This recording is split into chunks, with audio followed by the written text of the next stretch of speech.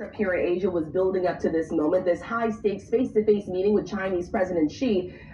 Going tit for tat on trade, the president announcing a one-year truce in this trade war. The president says that China has agreed to buy soybeans from American farmers, crack down on fentanyl, and also delay their restrictions on those critical rare earth minerals, which are key to making everything from smartphones to cars. In return, the president says that the U.S. will drop its tariff rate by 10% to 47% across the board on Chinese imports. Just minutes before this face-to-face meeting started, the president posted on social media that he is going to be directing the Pentagon to start nuclear testing. This will be the first time that the U.S. would resume nuclear testing in more than 30 years, and it comes just right after Russia launched a nuclear test missile and after North Korea also launched a missile with nuclear capabilities. The president saying this has nothing to do with China, but he insists that if others are nuclear testing, the United States should be as well. And again, back to trade, it is important to note this is a one-year deal. It will require these two sides to keep communicating. The president says he plans to travel to China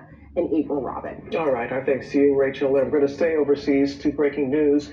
Hundreds reportedly killed in a maternity hospital amid the growing crisis in Sudan. Our chief international correspondent, James Longman, has the latest developments. James?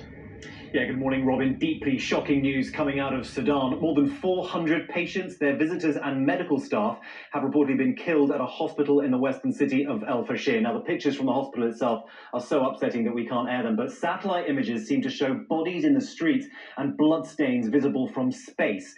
Now, a violent civil war has been raging in Sudan since April 2023. A paramilitary group called the Rapid Response Forces has been in a bloody struggle with the country's military, and now they control large parts of Sudan. It is that group that is now laying siege to El Fasher, where 250,000 people are trapped and terrified. Back in January, the Biden administration said the RSF was responsible for genocide, and they accused them of systematic killing and ethnic cleansing. The RSF's leader now says there'll be an investigation into what he called violations.